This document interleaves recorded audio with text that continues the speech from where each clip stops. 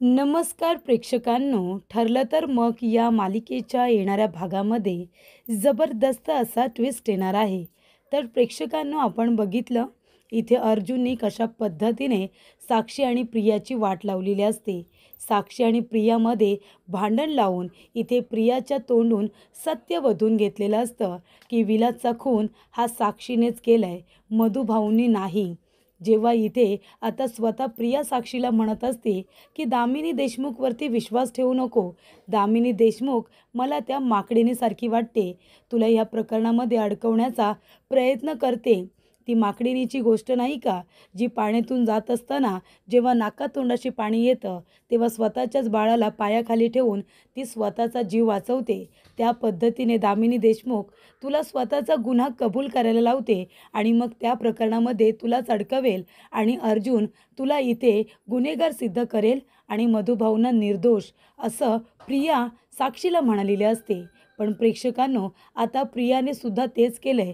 जेव्हा इथे सगळा आरोप साक्षीने प्रियावरती टाकलेला असतो तेव्हा मात्र आता प्रियाच्या नाकातोंडात त्या माकडिणीप्रमाणे पाणी गेलेलं असतं आणि मग तिने जे 2-2.5 वर्ष कोर्टामध्ये सातत्याने खोटं सांगितलेलं असतं की विलासचा खून हा मधुभाऊंनी केलाय, ती साक्ष तिने 2-2.5 वर्षांनंतर बदललेली असते.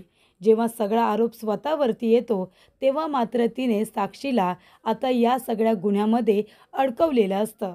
आतापर्यंत साक्षीच्या बाजूने आणि मधुभाऊंच्या विरोधात साक्ष देणारी प्रिया पहिल्यांदा कोर्टामध्ये खरं बोललेली असते आणि साक्षीनेच विलासचा खून केलाय हे तिने स्वतःच्या तोंडाने कबूल केलेलं असतं. ती म्हणालेली असते की मी स्वतः माझ्या डोळ्याने बघितलंय. तेव्हा इथे अर्जुनने खूपच छान पद्धतीने कोर्टामध्ये युक्तिवाद केलेला असतो. अर्जुनने आपल्या वकिली बुद्धीने, चाणक्य नीतीने प्रियाच्या तोंडून सत्य वधून घेतलेलं असतं. त्यामुळे प्रेक्षकांनो, दामिनी देशमुखला अर्जुनने हरवलंय, तिला तोंडावरती पाडलंय हे जेव्हा दामिनी देशमुखच्या लक्षात येतं तेव्हा ती मात्र डोक्याला हातच लावून बसलेली असते. तर इथे दामिनी देशमुख हिच्याजवळ आर्ग्युमेंटसाठी काहीही उरत नाही. जज साहेबांनी इथे सगळ्या गोष्टी पडताळून बघितलेल्या असतात. तर आत्तापर्यंत अर्जुनने कोर्टामध्ये सादर केलेले पुरावे, त्याचबरोबर साक्षीदार आणि इथे 2-2.5 वर्ष सातत्याने खोटं बोलत आलेली साक्षी, या सगळ्या गोष्टी बघितल्यानंतर जज साहेबांनी इथे साक्षीला गुन्हेगार सिद्ध केलेलं असतं आणि त्याचबरोबर इथे मधुभाऊ निर्दोष झालेले असतात आणि इथे साक्षीला जन्मठेपेची शिक्षा सुनावलेली असते. प्रियाला सुद्धा इथे आता शिक्षा झालेली असते कारण तिने कोर्टाची फसवणूक केलेली असते. कोर्टामध्ये खोटी साक्ष दिलेली असते पैशांसाठी.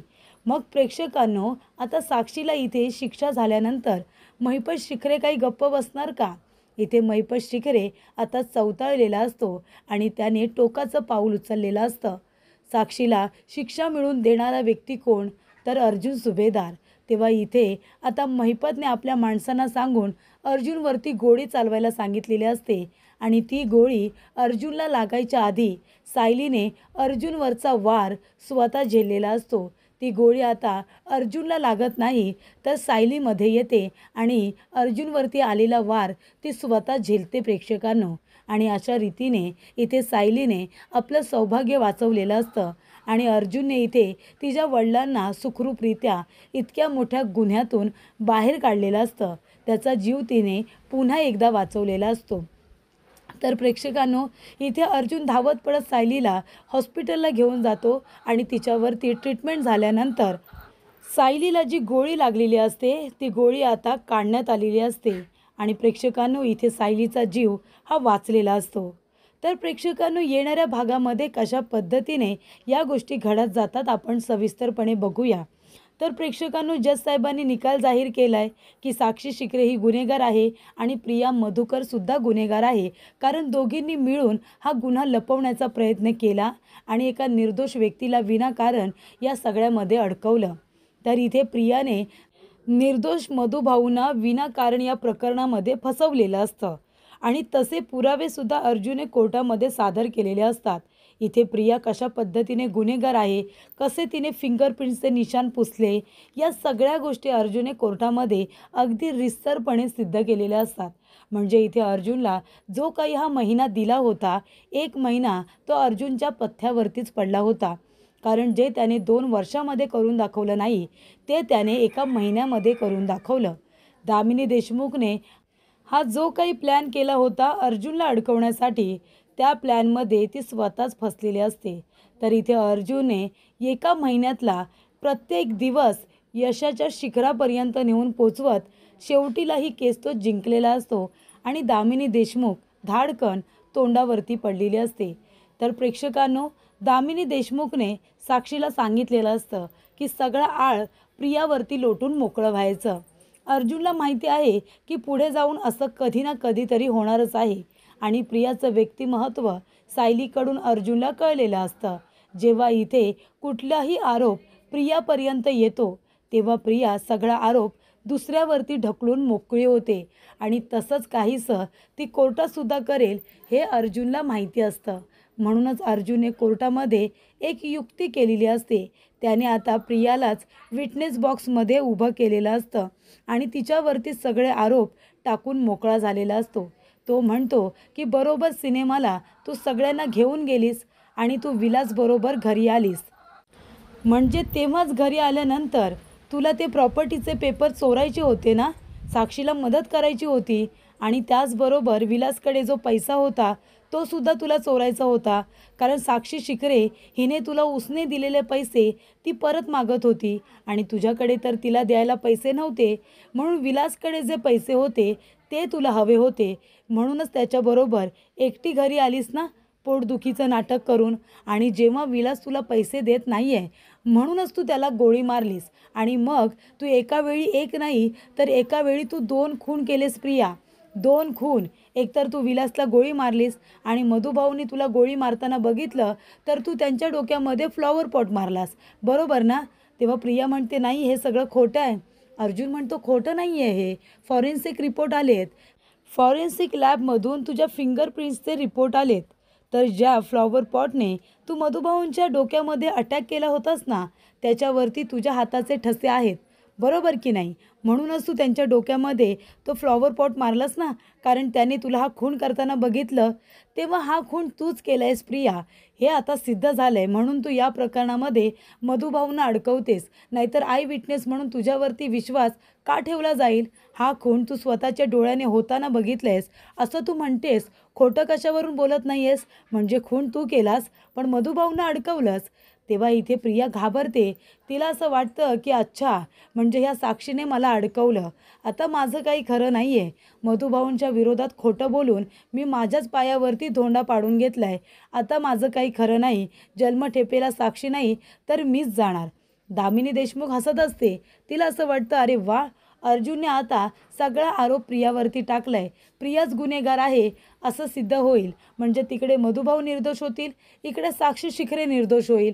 म्हणजे हा महिपत शिखरे मला काही गोळी वगैरे मारणार नाही, कारण मी त्याच्या मुलीला असं नाही तर तसं निर्दोष सिद्ध केलेलं आहे.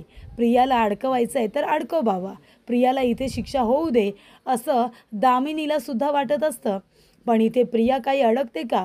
प्रियाने कोर्टामध्ये आता खरं सांगितलेलं असतं. अर्जुन जेव्हा इथे प्रियावरती प्रेशर आणतो की तूच खून केला आहेस, तुलाच पैसे हवे होते, तूच पैशांची लालची आहेस, तूच खून केलास, तेव्हा प्रिया म्हणते नाही नाही, मी खून केलेला नाही आहे. खून साक्षीने केला आहे. साक्षीने विलासला गोळी मारली आणि हे मी माझ्या डोळ्यांनी बघितलं आहे. तेव्हा अर्जुन म्हणतो बघितलं जज साहेब, 2-2.5 वर्ष प्रिया मधुकर जे बोलत होती ते सगळं खोटं होतं. मधुभाऊंवरती विनाकारण खोटा आरोप करण्यात आला होता. खून हा साक्षी शिखरेनेच केलाय आणि प्रिया मधुकरने डोळ्याने बघितलंय तो खून होताना.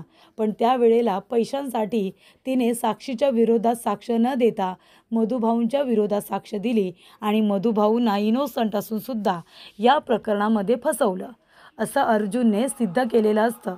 आणि इथे स्वतः प्रियाने आपल्या तोंडून हे सगळं कबूल केलेलं असतं. त्यामुळे सगळे साक्षीदार पुरावे आता कोर्टात सादर केलेले असतात. शेवटचा एक दिवस जो अर्जुनला दिलेला असतो त्याच्यामध्ये त्याने पूर्णतः तयारी करून इथे साक्षी कशा पद्धतीने गुन्हेगार आहे आणि इथे प्रिया कोर्टामध्ये कशा पद्धतीने खोटं बोलली होती हे सगळं त्याने व्यवस्थितरित्या सादर केलेलं असतं. त्यामुळे प्रेक्षकांनो इथे जज साहेबांनी आता 2-2.5 वर्षानंतर केसचा निकाल जाहीर केलेला असतो. ते म्हणजे साक्षीला जन्मठेपेची शिक्षा ही सुनावलेली असते आणि प्रियाला सुद्धा शिक्षा झालेली असते. तर प्रेक्षकांनो इथे महिपत खूपच जास्त चिडलेला असतो. आपल्या मुलीला या प्रकरणातून बाहेर काढण्यासाठी त्याने कितीतरी वकिलांना हाताशी धरलेलं असतं. जज साहेबांना विकत घेतलेलं असतं. खोटे पुरावे सादर केलेले असतात. खोटे साक्षीदार सादर केलेले असतात. एका वेळेला तर जज साहेबांनाच महिपत शिखरेने विकत घेतलेलं असतं. इन्स्पेक्टर सरंजामे यांना विकत घेतलेलं असतं. दामिनी देशमुखला हवा तेवढा पैसा ओतलेला असतो. तर इथे आपल्या मुलीला वाचवण्यासाठी महिपत शिखरेने हवा तेवढा पैसा ओतलेला असतो. पण शेवटीला कशासाठी? तर खोटं लपवण्यासाठी. आणि प्रेक्षकांनो खोटं हे काही काळ टिकून राहत नाही. सत्य हे एक ना एक दिवस समोर येतच आणि तसंच झालेलं असतं. सत्य हे समोर आलेलं असतं आणि ते म्हणजे साक्षीनेच विलासचा खून केलाय, मधुभाऊनी नाही. आणि स्वतः प्रियाने कोर्टामध्ये साक्षीच्या विरोधामध्ये साक्ष दिलेली असते. त्यामुळे इथे आता जन्मठेप ही साक्षीला झाल्यानंतर महिपत चिडतो. महिपतला काय करावं काही कळत नाही. त्याची गुंड माणसं आधीच बाहेर येऊन थांबलेली असतात. कारण जर इथे निकाल साक्षीच्या विरोधात लागला तर इथे कुणाचा ना कुणाचा काटा काढायचा हे आता ठरवून ठेवलेलं असतं महिपतने आधीच. त्यामुळे इथे महिपतची गुंड माणसं हातामध्ये बंदुकी घेऊन बाहेर सगळ्यांची वाट बघतच असतात. आणि जेव्हा साक्षीला जन्मठेपेची शिक्षा सुनावली जाते तेव्हा इथे महिपत रागवलेला असतो. पूर्ण कोर्ट तो आपल्या डोक्यावरती घेतो. आणि त्यानंतर प्रेक्षकांनो इथे अर्जुन जिंकलेला असतो. दामिनी देशमुख हरलेली असते. आणि साक्षी इथे आता तिला काय करावं काही कळत नसतं. त्यानंतर प्रेक्षकांनो इथे अर्जुन आपल्या कुटुंबाच्या पाया वगैरे पडतो. कारण 2-2.5 वर्षानंतर इथे या केसचा निकाल लागलेला असतो. तो सुद्धा इतक्या चांगल्या पद्धतीने अर्जुन जिंकलेला असतो. मग आता घरातल्या सर्व लोकांना खूप जास्त आनंद होतो आणि सगळेजण अर्जुनचं भरभरून कौतुक करत असतात. आणि प्रेक्षकांनो सगळेजण घरी जायला निघतात.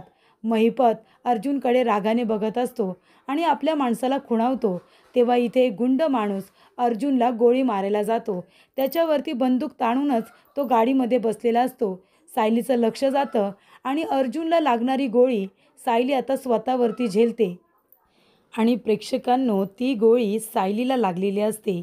इथे आता सायलीला गोळी लागल्यानंतर सगळीकडे सगळ्यांची धावपळ सुरू होते.